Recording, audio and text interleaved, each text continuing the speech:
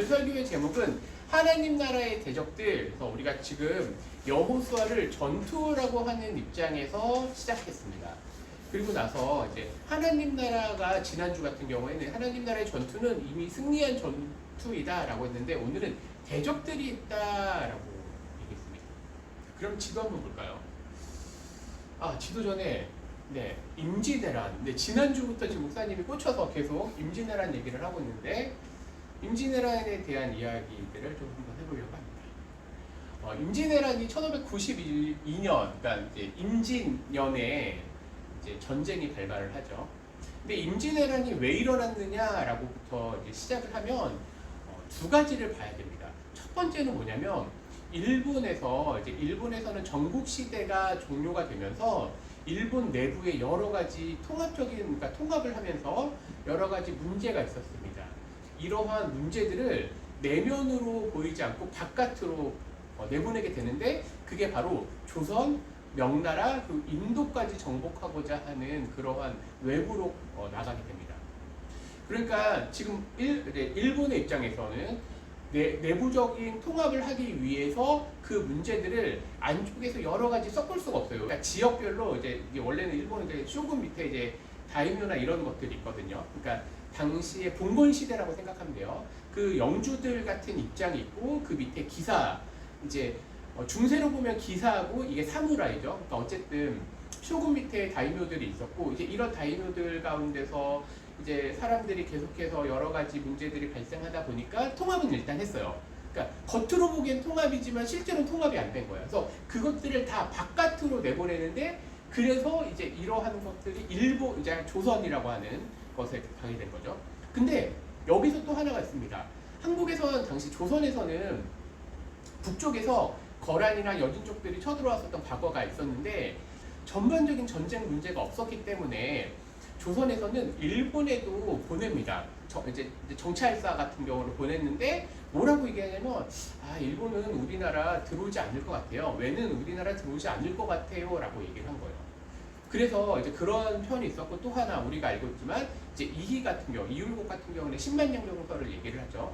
이제 이러한 것들을 준비를 해야 됩니다. 안 해야 됩니다. 계속해서 내부적인 우리의 문제가 있었어요. 자, 그런데 아무 준비가 없다가 임진왜란이 발발을 합니다.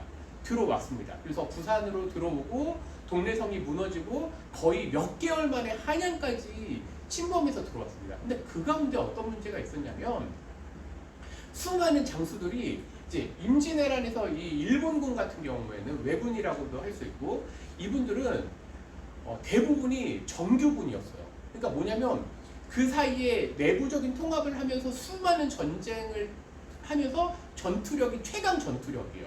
당시에 이제 우리가 일본에 대해서 우리가 막 이제 왜라고 하는 표현이 이제 약간 무시하는 표현이긴 하지만 당시 문화로 보면요, 일본이 전 세계에 조총을 가장 많이 갖고 있는 나라 중에 하나였어요. 심지어 유럽보다 더 많이 갖고 있었던 나라예요. 그러니까 최강 전투력을 가지고 있었던 나라가 침범을 해왔는데 우리나라의 정규 군인들은 너무 겁이 많아가지고 왜냐면 막 2만 3만 왜냐면 우리나라는 전쟁을 준비하거나 그런 사람도 없었고 전투 경험이 전무한 사람들이 계속 군인으로 있다가 일본군이 들어오니까 무서워서 다 도망을 가게 돼요. 항상 나라는 이제 보이지 않는 적들도 있지만 실제로 눈에 보이는 적들을 준비를 해야 되는데 그게 아무것도 없었던 거예요. 그러니까 왜냐면 우리나라도 예를 들면 60, 70년 동안 지금 전쟁이 없었죠. 6.25 사변 이후에. 그러니까 우리나라는 계속 이제 이러한 것들에 대해서 무감각해져. 근데 임진왜란 때도 마찬가지였어요. 그러니까 무감각하니까 전투 준비를 아예 안 한 거야. 근데 막상 저쪽에서 최강 전투력이 들어오니까 다들 무서워서 도망가게 됩니다. 그래서 당시의 왕인 선조가 어떻게 되냐면 한양에서 놀라가지고 그러다 개성으로 올라갑니다. 그리고 개성으로 올라가다가 이것도 아니네 라고 하면서 평양으로 도망갑니다. 평양으로 도망가다가 더 무서워서 이제 의주라고 하는 건 우리나라 끝이에요. 거기를 넘어가면 이제 저기예요. 이제 명나라죠. 그래서 당시의 기록을 보면 너무 무서우니까 의주에서 요동까지 넘어가려고 했는데 우리나라 대신들, 유성룡이나 이런 대신들이 아주 붙잡아요. 그것까지는 안 됩니다. 자, 그런데 아군과 적군이 이제 분명한 상황인데 이때 일본군이 막상 쳐들어왔을 때 이게 중간에 좀 크게 스탑되는 사건들이 몇 번 있었습니다.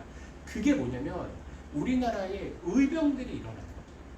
그러니까 의병들이 일어나서 의병이라고 하는 건 정규군이 아니에요. 그냥 당시에 있었던 그 지방 세력들 중에 뭐 양반이나 이런 선비들이 나라를 지키겠다고 하는 호국 정신으로 일어나는 거예요. 자, 그런데 여기에서 판단 미스가 일어납니다. 어떤 미스가 일어나면 선조가 보고를 받기를 의병이 일어났다고 하는데 지금 우리나라 말로는 의병인데 당시 상황에서는 병사가 일어났다, 군사가 일어났다라고 하는 건요 반역죄에 해당됩니다. 그래서 실제로 우리나라의 많은 의병장들을 이제 좀 처단까지는 아니지만 실제로는 이제 관군들이 잡아가는 보고들이 몇 번 있었습니다. 그러다가 이런 의병들, 우리식으로는 의병인데 당시 선조 입장에서 생각해 보면 이 갑자기 일어난 나라를 지키겠다고 하는 게 이해가 안 되는 거예요. 그래서 이 사람들을 잡아갔다가 나중에는 의병들을 정규군으로 다 편입을 시켜줍니다. 그러니까 이게 어떻게 보냐면은 우리가 수많은 정보가 없고 이러면 아군과 적군을 분별할 수가 없다는 거죠. 이걸 왜 얘기하냐면 오늘 우리의 설교 제목인 하나님 나라의 전투가 꼭 이와 같다는 거예요. 하나님 나라의 대적들, 전투도 아군과 적군이 있다는 거죠. 그 얘기를 좀 해보려고 합니다. 이제 우리는 임진왜란에서 더 멀리 이제 이스라엘로 한번 가보도록 하겠습니다. 이스라엘 시대로 넘어가면 이제 여호수아는 이 가데스 바나에서 모세를 통해서 모압 평지로 이제 나아가게 됩니다. 그리고 여기에서 이제 모세는 건너가지 못하고요. 이제 신명기 34장이죠. 그리고 나서 이 강을 요단강을 건너게 되는데 여호수아와 이스라엘이 건너게 됩니다. 그리고 나서 이걸 건너고 나서 사건이 이제 5장, 6장이고요. 6장에서는 여리고성을 우리가 돌아서 무너뜨린 사건이 6장에 나오고 7장에는 이제 그 옆에 있는 아이성 전투를 하게 되는데 지게 됩니다. 왜 지게 되느냐? 성경 본문을 읽으면 거기에서는 아간이 여리고성에서 취하지 말아야 될 것들을 취함으로 인하여서 죄를 짓게 되고 아이성 전투에서 지게 됩니다. 그리고 나서 이제 8장으로 넘어가면 아이성의 전투가 다시 들어가게 되고 아이성을 정복하게 됩니다. 그리고 이제 9장으로 넘어가면 어떤 사건이 있냐면 기브온, 이제 오늘 얘기예요. 기브온이 여리고와 길갈에 있는 여호수아, 이제 길갈이죠. 길갈에 있는 여호수아에게 찾아옵니다. 근데 기브온이 어떻게 찾아오냐면 아주 이런 겉모습을 안 좋게 해서, 그러니까 먼 여행을 하고 온 것처럼 해가지고 이 길갈에 있는 성으로 오게 됩니다. 그래서 여호수아가 본문에 보면은 하나님께 묻지 않았다고 해요. 그리고 나서 이들과 협약, 조약을 맺게 됩니다. 이제 좀 이따가 그 말씀을 한번 보도록 할게요. 그리고 나서 이 전투를 보면 이제 오늘은 이제 지금 6장부터 12장까지인데 이제 이스라엘이 어떻게 이 여리고 가나안을 정복했는가? 처음에는 이제 이 여리고성을 통해서 중앙, 여기가 이제 중앙이라고 해요. 대략적인 중앙인데 중앙을 먼저 정복을 하고 그 다음에 이 남쪽 지방에서 전쟁을 하게 됩니다. 왜냐면 이 기브온 사람들을 시기했던 5 도시에서 사람들 왕들이 연합군을 펼쳐서 이 5개를 가지고 이제 전쟁이 벌어지는데 오늘 읽었던 본문 10장에서 이 전쟁은 대승을 일으킵니다. 남쪽을 정복하고 그리고 11장, 12장 하솔이라고 하는 이 북쪽에 있는 이 북쪽을 정복하게 됩니다. 그래서 이 전쟁은 중앙을 하고 남쪽, 그 북쪽을 정복하는, 그래서 오늘의 말씀은 6장부터 12장이라고 하는 배경 속에 9장, 10장의 얘기를 하게 될 것입니다. 자, 그러면 오늘에 등장하는 이 기브온이라고 하는 사람들, 이들은 누구일까요? 아군일까요? 적군일까요? 한번 말씀을 보도록 하겠습니다. 하나님께서 이제 이스라엘 사람들에게 가나안에 갔을 때 처음에 한 얘기가 있습니다. 뭐라고 얘기했냐면 그곳에 가면 그 가나안 사람들과 언약을 맺지 말라고 했습니다. 말씀 한번 보겠습니다. 출애굽기 34장에 2번 나오죠. 너는 스스로 삼가 내가 들어가는 땅, 여긴 가나안 땅이죠. 그 땅에 주민과 언약을 세우지 말라. 또 출애굽기 34장도 마찬가지입니다. 너는 삼가 그 땅의 주민과 언약을 세우지 말지니라. 또 신명기, 지금 지도에서 보면은 이 넘어가기 직전, 요단강을 건너기 직전 이 모압 평지에서의 설교인데 여기에서도 또 얘기하시는 거예요. 그들과 어떤 언약도 하지 말 것이다. 그러니까 지금 이스라엘 백성들은 하나님 말씀을 잘 지키기 위해서, 왜냐하면 40년간 그들은 광야에서 아주 고생을 했기 때문에 진짜 그 땅 가면 절대로 언약 맺지 말아야지. 그래서 그들은 확실한 전쟁을 했을 때 여리고 성도, 아이 성도, 그리고 이제 그 나머지 성들도 정복하면 되었습니다. 그런데 기브온 사람들이 속인 거예요. 어떻게 속였죠? 너무 이 비루한 모습을 가지고 막 이렇게 막 옷도 막 신발도 다 해지고 음식을 갖고 왔는데 그 음식도 다 이렇게 막 말라 비틀어온 것처럼, 그래서 우린 진짜 멀리서 왔습니다 라고 했는데, 알고 보니까 지도에서 보면요, 이 길갈에서 기브온은 약 3일 길 정도밖에 되지 않아요. 그러니까 아주 가까운 거죠. 사실은 3일도 더 안 될 거예요, 직선거리로 따지면. 그러니까 이 기브온 사람들이 속인 거죠. 그래서 여호수아가 이들에게 얘기합니다. 여호수아가 너희가 여기서 이제 기브온 사람들이죠. 우리 가운데 거주하거늘, 그러니까 여기서 우리 가운데 거주하는 건 가나안 땅에 거주하거늘 어찌하여 심히 멀다 해서 우리를 속였느냐. 그러니까 기브온 사람들은 아주 이스라엘 사람들이 생각하기에 속인 사람들이에요. 나쁜 사람들이에요. 자, 그런데 이제 이 기브온의 대답을 한번 들어볼까요? 9장 24절에 보니까 당신의 하나님 여호와께서 이 땅 모든 거민을 멸하라 하신 것을 우리가 분명히 들었다. 그래서 우리 생명을 잃을까 너무 심히 두려워해서 이같이 하였습니다. 여기에서 생각나는 사람이 누구죠? 라합이죠. 라합도 그렇고 기브온도 그렇고 하나님께서 어떤 분이신지 알게 된 거예요. 그리고 나서 이 사람들은 그러면 우리가 정말 하나님 말씀대로 좀 지켜야 되겠다, 해야 되겠다. 그래서 이 라합도 정탐꾼이 왔을 때 지켜준 것이고, 기브온 사람들은 속여서 이제 여호수아랑 언약을 맺게 된 거죠. 자, 그럼 이제 이런 상황 속에서 기브온 사람들은 아군일까요, 적군일까요? 사실 생각해 보면 기브온은 적군에 가까운 사람들이거든요. 그런데 이 사람들이 자신들의 생명 때문에 그런지 언약으로 오겠습니다. 그래서 여호수아는 어떻게 이들에겠죠? 그날에 여호수아가 그들을 여호와께서 택하신 곳에서 회중을 위하며 여호와의 제단을 위하여 나무를 패며 물을 깃는 자들로 삼았다고 되어 있습니다. 그러니까 이게 무슨 얘기냐면, 이제 여호수아가 언약을 맺고 나서, 원래는 속이러 온 자들이에요. 그러니까 첫 만남이에요. 우리 친구들 중에 선생님들 예를 들어요. 예를 들면 1대1 미팅을 나갔는데 내가 여호수아하고 이스라엘이야. 근데 상대방이 기브온이야. 근데 얘가 되게 좋은 대학 나왔다고 했는데 알고 보니까 뻥인 거야. 기브온 사실은 거짓말한 거거든. 그러면 이제 기브온 안 만나야지 했는데 거짓말했잖아. 근데 만나보니까 사람 괜찮네. 약간 이런 느낌. 그래서 여호수아가 알았어. 그럼 내가 너희들하고 언약을 맺었으니까 너희는 그러면 여호와의 제단을 위해서 나무를 패며 물을 깃는 자들로, 그러니까 노예로 삼았다는 거예요. 근데 오늘은 읽지 않았지만 기브온은요, 이후에 성경에 계속 등장합니다. 솔로몬 성전 때도 등장을 하고, 그 다음에 이제 나중에지만 이제 이스라엘 사람들이 바벨론 포로로 갔다가 끌려갔다 돌아오는 느헤미야에서도 오는데, 이 기브온 사람들이 처음에는 좀 이미지가 나빴어, 안 좋았어. 그런데 적군인 줄 알았어. 근데 나중에 결과적으로 보니까 이 기브온 사람들이 하나님의 백성에 포함이 된 거야. 그러니까 적군인 줄 알았는데 결과적인 거는 아군이 된 거야. 그러니까 성경은요 되게 재밌어요. 뭐냐면 여호수아와 이스라엘 입장에서는 기브온 사람들은 적군처럼 보이지만, 결과적으로 이 기브온 사람들은 이거야. 자기 좋은 대학 나왔다고 거짓말 쳤어. 근데 만나야 되나 말아야 되나 막 이랬는데 나중에 알고 보니까 이 사람이 그 대학 문제를 속인 것만 나쁜 거지 진짜 사람이 괜찮은 거야. 그래서 나중에 기브온 사람들은 이스라엘 사람들이 된 거예요. 그러니까 그런 면에서는 기브온 사람들은 아군일까 적군일까? 아군이 된 거죠. 그럼 이런 생각을 하게 됩니다. 그럼 오늘날 우리들에게는 이 기브온 같은 사람들이 누가 있을까? 기브온 같은 사람들이 어디 있을까요? 고민을 한번 해보죠.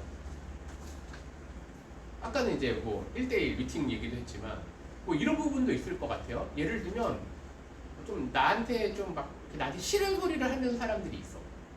그러니까 내가 생각하기엔 적군인 것 같지. 근데 알고 보면 진짜 나를 위해서 좋은 얘기를 해주는 사람이야. 이 사람은 아군이야 적군이야? 아군이지. 우리 편이잖아. 그러니까 이런 사람들이 많다는 거예요.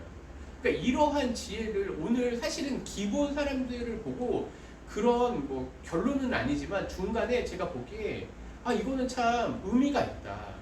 하나님 뜻대로 살려고 하는 사람들이 분명히 있구나. 천만남, 첫 이미지는 아주 안 좋은데 그럼에도 불구하고 그 속에서 오랜 역사 속에서 하나님이 이 사람을 좋게 끌고 가는 사람이 있구나라는 게 있는 거죠. 자, 어쨌든 말씀을 좀 더 넘어가 볼게요. 여호수아 10장에 보니까 이제 기브온 사람들이 이제 이스라엘과 언약을 맺었죠. 자, 그런데 그때 그 기브온 사람들이 언약 맺은 거를 아주 시기하는 그 5 도시의 연합국가 사람들이 있었습니다. 그 사람들이 그러면 우리가 이스라엘은 좀 치기 그렇고 기브온을 쳐야 되겠다라고 해서 연합 전선이 펼쳐집니다. 그리고 그 사람들이 쳐들어온다는 소식을 들으니까 기브온 사람들이 이스라엘 여호수아에게 사람을 보냅니다. 사람을 보내요. 여호수아에게 전하되 당신의 종들 돕기를 더디게 하지 마시고 속히 우리에게 올라와 우리를 구하소서. 거짓말했던 사람으로 등장을 했죠. 거짓말했다가 알고 보니까 좀 괜찮은 사람들이네. 근데 이제 이 사람이 어려움에 빠졌어. 여호수아와 이스라엘 사람들에게 아주 좋은 얘기를 하는 거예요. 우리 와서 좀 도와달라고 제발. 그래서 이제 여호수아가 전쟁에 참여하게 됩니다. 그리고 어차피 남쪽을 정복해야 되는데 이러한 어떤 배경들이 하나님께서 만들어 주신 거죠. 그래서 이제 이 전쟁이 어떻게 되죠? 기브온 사람들의 전쟁에 참여함으로 본격적으로 이 남쪽 정벌에 나가게 됩니다. 자, 그러면 이제 두 번째 하나님 나라의 대적들. 그러면 우리가 아군을 봤으니까 이제 적군을 한번 봐야죠. 그럼 적군은 누구인가? 여기서 고민을 해봐야 되겠죠. 말씀 한번 볼까요? 여호수아 9장입니다. 그러니까 지금 기브온 사람들이 등장하기 바로 앞구절 1, 2절에는 햇사람과 아모리 사람과 가나안 사람과 브리스 사람과 히위 사람, 여부스 사람의 모든 왕들이 이 일을 듣고 어떤 일을 들었죠? 5장, 6장에 여리고성이 정복된 거, 그런 다음 7장, 8장에 아이성이 무너진 이 소식을 다 듣고 결과적으로 뭐예요? 여호수아와 이스라엘에 맞서서 싸우려 하더라. 근데 여기서 한 번만 나오는 게 아니에요. 또 여호수아 10장 예루살렘 왕 아도니세덱, 이 사람이 누구예요? 바로 이 남쪽 지방의 소위 얘기한 그래도 가장 강한 왕이야. 이 사람이 5 왕을 불러요. 그래서 같이 연합정선을 펼치는데 우리가 기브온을 치자. 왜냐? 그 이유는 기브온이 여호수아와 이스라엘 자손과 더불어 화친하였음이라 하매라고 되었어요. 그러니까 당시 전쟁을 보면요, 야 기브온, 너 우리 숫자도 부족한데 너 우리 쪽에 와야지. 너 왜 이스라엘에 붙냐? 더 화가 난 거야. 그래서 야, 우리가 차마 이스라엘은 좀 무서우니까 못 붙고 기브온이라도 확실하게 우리가 죽이자라고 하는 게 있는 거야. 그래서 5절에 아모리 족속의 5 왕들이 함께 모여 자기들의 모든 군대를 거느리고 올라와 기브온에 대진하고 이제 싸운다라고 되었어요.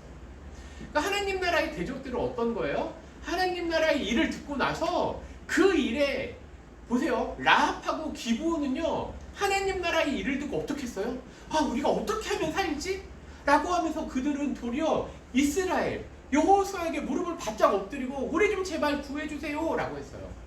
그런데 많은 대적들은요, 똑같은 소식을 듣고 라합과 기브온의 길을 간 게 아니라 도리어 대적으로서 여호수아와 이스라엘에 맞서서 싸우자. 그러니까 이해가 안 되는 거죠, 우리 입장에서. 근데 이러한 것들이 분명히 있다는 거예요. 그러니까 우리가 어떤 일들 있죠?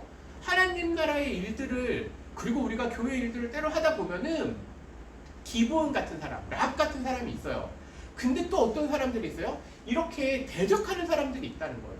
복음을 전파하는데 처음에는 반대잔자라는데 도와주는 게 아주 많아요. 선교지에 가면은 예를 들면 높은 고급 관리인데, 이제 우리나라로 보면은 이제 고비 관리가 아니지만 뭐 그 지역사에서 고급 관리인데, 이분이 처음에는 막 선교사를 괴롭히는 것처럼 보여. 근데 알고 보니까 이 사람이 나중에 회심을 해서 아군이 된 거야. 기브온같이 라합처럼. 그런 사람이 있는가 반면에 어떤 사람은 확실하게 도움도 안 되지만 복음 전하는데 계속 방해하는 사람들이 있어요. 예를 들면 뭐 교회 짓는다 이러면 막 계속 막 신고하고 이런 사람들도 있겠죠. 성경에서 실제 있는 일이에요. 그러니까 이러한 적군들, 그러니까 왜냐하면 전쟁이기 때문에, 영적인 전쟁이기 때문에 우리의 적군들이 확실하게 있다는 거예요. 그런데 이제 여기에서 이제 문제가 생깁니다. 어떤 문제가 생기냐 이겁니다. 여호수아서 5장입니다. 한번 같이 제가 읽어보겠습니다. 여호수아가 여리고에 가까이 이르렀을 때 눈을 들어볼즉 한 사람이 칼을 빼어 손에 들고 마주 서 있는지라. 여호수아가 나아가서 그에게 묻되 너는 우리를 위하느냐 아군이냐 우리의 적들을 위하느냐 적군이냐라고 딱 물어봐요. 지금까지 목사님은 어떻게 설교를 했죠? 우리가 하나님 나라의 일에 동참해서 아군인가 적군에 대한가라고 얘기를 했는데 실제로 여호수아는요 이런 얘기를 합니다. 한 사람을 마주보고 너는 아군이냐 적군이냐 라고 얘기했는데 식사 전에 그가 얘기하기를 뭐라고요? 나는 여호와의 군대 대장으로 지금 있다. 그리고 나서 여호수아가 얼굴을 땅에 대고 엎드려 절하고 그에게 이르되 내 주여 종에게 무슨 말씀을 하려 하시나이까. 여태까지는 아군과 적군을 매 중심적으로 생각을 했어요. 그런데 여호수아서는요 그런 질문을 하는 게 아니라 이렇게 얘기합니다. 내가 하나님 편이냐 아니면 적군이냐. 우리는 이 세상을 살면서 내중심적으로 아군과 적군, 즉 나에게 유리한 사람과 나에게 불리한 사람으로 나누게 됩니다. 그런데 성경은 우리의 시각을 돌려버립니다. 뭐라고 얘기하죠? 내가 하나님 편이냐 아니면 하나님을 대적하는 편이냐. 그리고 나서 여호와의 군대 장관이 여호수아에게 이르되 내 발에서 신을 벗으라. 내가 선 곳은 거룩하다. 너가 중심되는 게 아니라 하나님 중심적인 전투에 임하라고 얘기하는 거죠. 여기에서 우리는 이런 질문을 하게 됩니다. 분명히 하나님 나라의 전투에 아군과 적군이 있습니다. 확실한 적군은 누구죠? 성경에서 등장하기를 마귀, 사단, 이것들 악한 영들은 분명한 하나님 나라의 대적들입니다. 그리고 또 어떠한 로마서 12장에 보면 이 세대라고 얘기하는 하나님 나라의 정신과 반대되는 교회가 아니에요. 이거는 성경의 말씀에 위배되는 정신들, 그것들도 분명히 그것들은 하나님 나라의 대적들이에요. 그런 영향들을 받은 미디어들도 분명히, 모든 미디어가 아니에요. 하나님 말씀에 위배되는 미디어들의 정신세계 것들이 있어요. 그런데 하나님은 그것들도 분명히 얘기하시지만 오늘날 우리들에게 질문하는 건 뭐냐면요, 너희가 누구 편이냐, 다른 말로 하면 나는 누구 편이냐 라고 얘기하는 거예요. 질문을 드리고 싶어요. 나는 누구 편인가요? 어떤 사람들은 어릴 때부터 교회를 꾸준히 다녀왔습니다. 저도 군대에서 그런 사람들 많이 만났습니다. 그리고 아직도 사회에 나가면 그런 사람들을 많이 만납니다. 그런데 그들이 처음에는 하나님 나라의 백성으로 사는 줄 알았습니다. 근데 알고 보니까 도리어 복음 전파에 반대되는 그런 생활 습관들이 가지고 있죠. 우리 친구들이 학교에서, 우리 선생님들이 회사에 가서 만나는 수많은 사람들이 있습니다. 근데 거기에서 나는 하나님 나라의 사람인가요? 아니면 하나님 나라의 전투에 반대하는 사람인가요? 라는 질문을 던지고 싶어요. 교회를 오래 다녔다는 게 중요한 게 아니에요. 지금 기브온과 라합은 사실은 우리예요. 기브온과 라합이 사실은 우리예요. 어떻게 하면 하나님 뜻에 내가 붙어서 살아야 되는데,